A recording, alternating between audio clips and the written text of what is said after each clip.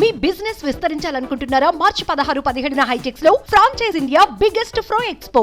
నేను ఇప్పుడు చెప్పబోయే విషయం గురించి మీకు తెలిస్తే ఖచ్చితంగా సినిమా స్క్రిప్ట్ అనుకుంటారు. ఎందుకంటే అంత నమ్మశక్యంగా విషయం మీ ముందుకు తీసుకొస్తున్నాం.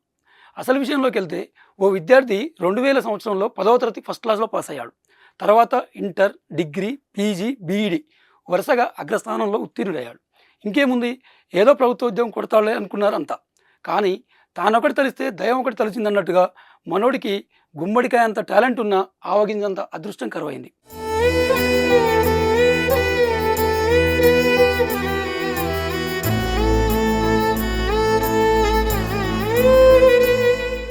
ఏ కాంపిటేటివ్ ఎగ్జామ్ రాసినా 1.5 మార్కుల తేడాతో దగ్గరికి వచ్చిపోయాయి. దీనికి తోడు అగ్రవర్ణానికి చెందిన వ్యక్తి కావడంతో రిజర్వేషన్ కూడా కలిసి రాలేదు. 1 కాదు 2 కాదు 10ల సంఖ్యలో ప్రభుత్వ జాబులు దగ్గరికి వచ్చి వెళ్ళాయి.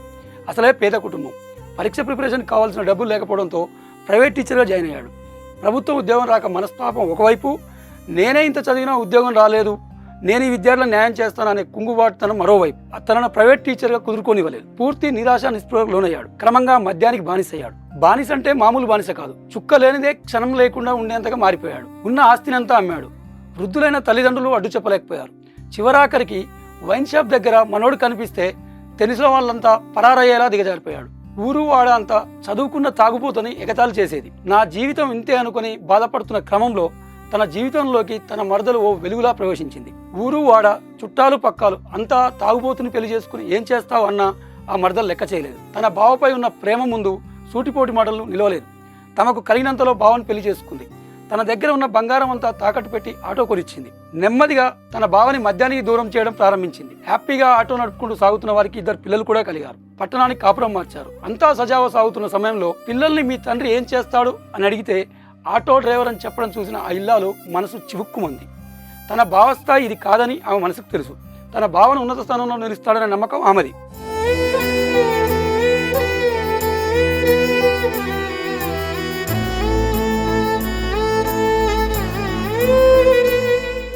కారు చీకట్లో కాంతి వెలుగుల సరిగ్గా అదే సమయానికి గురుకుల పాఠశాల ఉపాధ్యాయ నియామక నోటిఫికేషన్ వచ్చింది. ఈ అవకాశాన్ని వదిలిపెట్టొద్దు అనుకుంది. వెంటనే ఆ మరదలు భావన చదవాలని కోరింది. షాక్ అయిన ఆ భర్త ససేమీరా అన్నాడు, మన పరిస్థితులు ఏంటి, రెక్కాడితే కానీ డొక్కాడని బతుకులు మనవి, ఒక పూట ఆటో ఇంటి దగ్గర ఉంటే అవసరాలకు అప్పు చేయాలన్న పరిస్థితి అని కుదరదన్నాడు. కానీ అతడి భార్య వదిలిపెట్టలేదు. మొండిగా వెంటపడింది. భర్త మాత్రం ఈ కాంపిటీషన్ ప్రపంచంలో ఎప్పుడో వదిలేసిన పుస్తకం ఇప్పుడు తెరవలేనన్నాడు. అందుకు ఒప్పుకొని భార్య అతడి ప్రతిభ గురించి రోజూ చెప్తూ చివరాఖరికి ఒప్పించింది. ఇల్లు గడవడం కోసం తాను ప్రైవేట్ టీచర్ అయింది. ఉన్న ఆటో అమ్మి 3 నెలల సరిపడా సరుకులు తెచ్చింది. బావకు పూర్తి స్వేచ్ఛనిచ్చి ఫుల్ కాన్సన్ట్రేషన్తో చదువుకోమని ఏర్పాటు చేసింది. ఆ వ్యక్తికి మాత్రం తన ఏజ్ 40కి వచ్చిందని, ఇక ఏ ప్రభుత్వ జాబ్కి అర్హుడని కారణ విషయం తెలుసు. తన జీవితంలో ఇదే చిట్ట చివరి అవకాశంగా భావించి కసిగా చదవసాగాడు. ఆ కష్టం ముందు ప్రభుత్వ ఉద్యోగం మోకరిల్లింది. ఆ ఆదర్శవంతమైన దంపతులను మా ప్రతినిధి ప్రేమ్ మీకు పరిచయం చేస్తాడు. పాలమ్మినా పూలమ్మినా, ఎమ్మెల్యేనైనా, ఎంపీనైనా, మంత్రినైనా, ఇలాంటి మాటలన్నీ మన మాజీ మంత్రి మల్లారెడ్డి గారు చెప్తుంటే వింటుంటాం. కానీ ఈ రోజు ఒక స్పెషల్ పర్సన్ ని మీ ముందుకు తీసుకొస్తున్నా. బర్లు కాసిండు, గొర్రెలు కాసిండు, ఆటో నడిపిండు, ప్రైవేట్ టీచర్ గా పనిచేసిండు, పడరాని పాటలు పడ్డిండు. ఈ రోజు ఒక టీచర్ గా 10 మంది విద్యార్థులకు చదువు చెప్పే సారైండు. నల్గొండ జిల్లా మిర్యాలగూడ పట్టణానికి చెందిన కట్ట సోమిరెడ్డి అనేక కష్టాలు పడి, అనేక బాధలు పడి, ఇక ఇదే నా జీవితం, ఇప్పుడు కూడా ఉద్యోగం రాకపోతే నా బతుకు వేస్ట్ అనుకునే టైంలో కష్టపడ్డాడు. 1 సంవత్సరంన్నర కూర్చుండు, ఆటో తోలుతూ కుటుంబాన్ని పోషిస్తూ ఒక ఉద్యోగం అయితే సాధించిండు. ఎంతో మందికి ఆదర్శంగా నిలుస్తున్న అతన్ని ఈ రోజు మీ ముందుకు తీసుకొస్తున్నా. నమస్తే సోమిరెడ్డి అన్న, సిన్సియర్ గా చదువుకుంటారు, బాగున్నారా? ఏంటి అసలు ఎంతవరకు చదివారు, ఏం ఉద్యోగం వచ్చింది అన్న? నాకైతే ప్రస్తుతానికి టీజీటీ, నాది ఎంఎస్సీ ఎంఈడి క్వాలిఫికేషన్. మధ్యన కొంచెం ఫైనాన్షియల్ ప్రాబ్లమ్స్ బాగా ఫేస్ చేసిన. ఇక మన వాళ్ళు కొంచెం పెద్ద మనుషులు, ఇక ఇవన్నీ అప్పుడు 2009లో కూడా జాబ్ మిస్ అయింది. తర్వాత 2017లో 1:2లో సర్టిఫికేట్ వెరిఫికేషన్ నాకు పోయినా, అప్పుడు జాబ్ మిస్ అయింది. అప్పుడు కూడా మిస్ అయింది. ఆ తర్వాత అసలు ఇక నా జీవితం ఏంది అనుకొని అసలు నేను ఇక బాగా అసలు డిప్రెషన్లోకి వెళ్ళిపోయినా. ఇక మీకు చెప్పకూడదు ఏముంది, కానీ తాగుడుకు బాగా బానిస అయినప్పుడు అందులో నుంచి మా మిస్సెస్ కొద్దిగా బాగా హెల్ప్ చేసి బయటపడేసింది. ఎట్లా బతకాలని ఆలోచించి అప్పుడు కొద్దిగా నాకు డ్రైవింగ్ కూడా వచ్చి ఉండే, ఆటో కొనుక్కున్నా. కొనుక్కొని బర్రెలని సంతలో నడిపిన. ఇది గొర్రెల సంత ఉంటుంది కదా, కుటుంబం వెళ్తుంది కానీ అసలు ఫ్యూచర్ ఏందనేది భయం అవుతుంది. ఇంత చదువుకొని ఆ పిల్లలు వాళ్ళకు మా డాడీ ఈ చదువుకుండు ఇట్లా చేస్తుండు అన్న ఒక గిల్టీ ఉంటదేమో. నాకు కూడా అనిపించేది, ఇంత చదువుకొని ఇంత తెలివి ఉండి ఆటో తోలడం, డబ్బులు బాగా వచ్చుండే కానీ ఫ్యూచర్ అసలు నేను చిన్నప్పటి నుంచి అనుకున్నదే ఏంది, ఇప్పుడు నేను చేసేది అనేది కొంచెం ఆలోచించుకొని ఆ తర్వాత ఇక ఎట్లా జాబ్ కొట్టాలి ఏమన్నా కానీ ఉన్న ఆటో అమ్మేసిన. ఏ ఇయర్ లో అయిపోయిందన్నా మీ ఎంఎస్సి బీఈడి? ఎంఎస్సి బీఈడి 2010లోనే అయిపోయింది.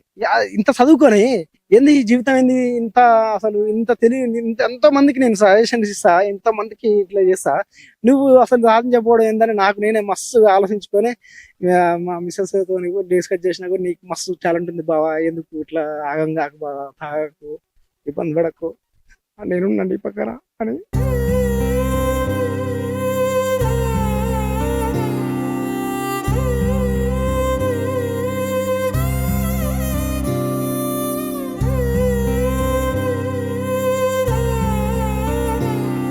ఫైనల్ గా అయితే సంతోషం అన్న, జాబ్ వచ్చింది. మాకు ఇంతకన్నా ఎక్కువ ఏం కావాలి.